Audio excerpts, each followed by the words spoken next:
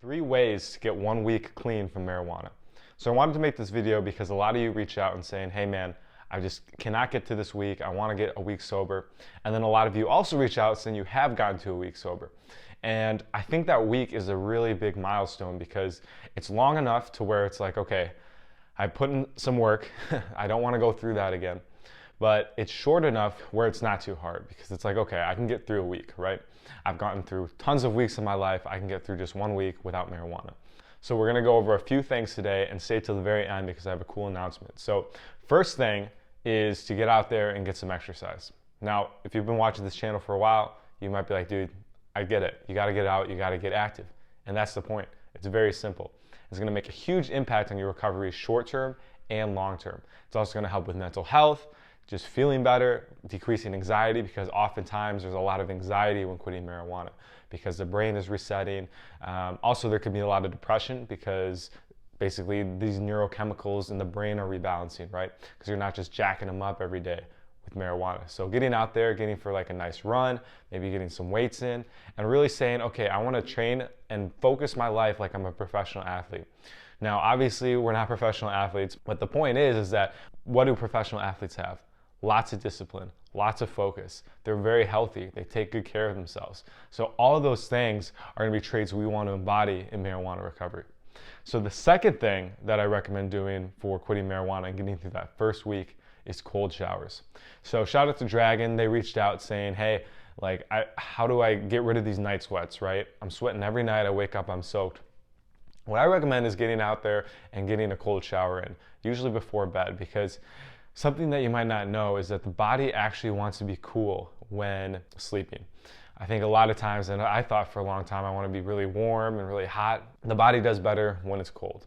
So that's why I like to sleep with my sheets pulled up so my feet are exposed, because the feet are a good, I guess, a source of heat transpersion or whatever you call it throughout the body. So I like to leave my feet uncovered, and then I also want to make sure that my room is cool. Not cold, but cool.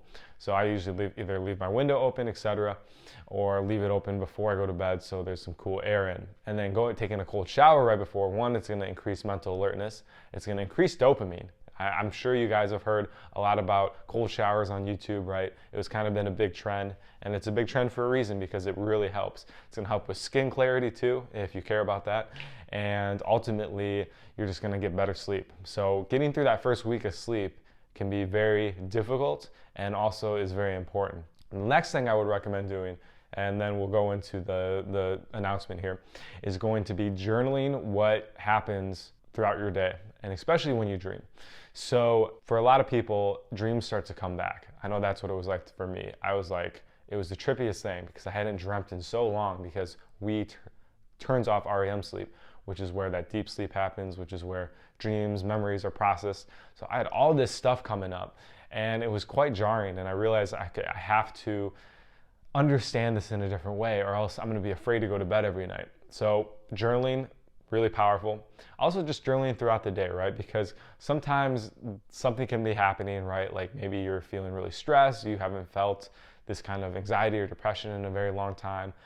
Maybe you're just like struggling to get through the day, like one more day, you're irritable, except it could be a million different things. But getting it out of the head and onto paper is going to be very important in making sure that you're not ruminating and just thinking and swimming on it, which can be quite exhausting. So writing it down, getting it on paper, and then kind of looking at it at the end of the day and being like, okay, so maybe this day felt like it sucked because I'm quitting marijuana.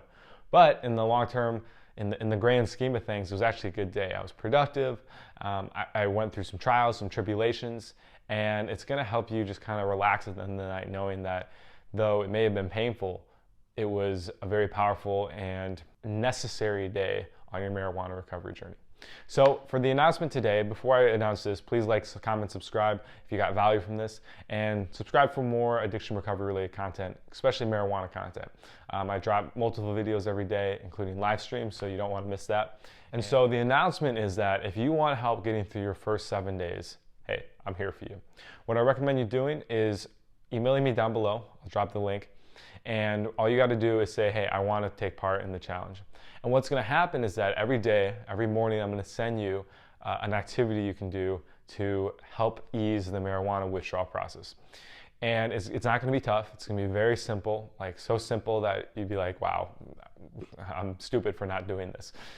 So don't worry, it's not going to be like go hike up a mountain or something to go get 30,000 steps. No, very simple stuff. And what you're going to do then is you're going to check back in with me through the email at the end of the day and tell me how the challenge went.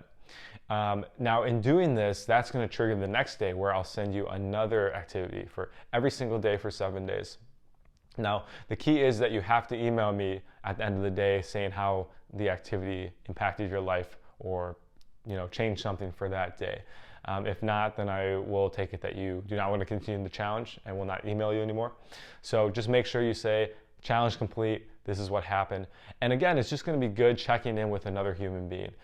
In recovery a lot, we talk about getting sponsorship, mentors, etc. And essentially, I'm going to be your mentor for this next week. And it's just going to help. Maybe I'll respond to you, maybe share a little insight that I had about whatever the activity was. And over time, it's just going to train you to be like, yo, I can rely on other people. I can reach out to other folks and they're going to understand what I'm going through. So again, email down below, just message me, I want to take part in the challenge, and we'll start the next day. I'll send you the first activity you can do. And then at the end of the 7 days, if you make it all the way through, I have a special offer for you. So a little incentive to keep working and get through that 7 days. And now you'll know in the back of your head, every time going forward, hey, I can make it a week, which is actually a pretty long time. It isn't, like I said at the beginning of the video. So guys, much love and talk soon. Peace.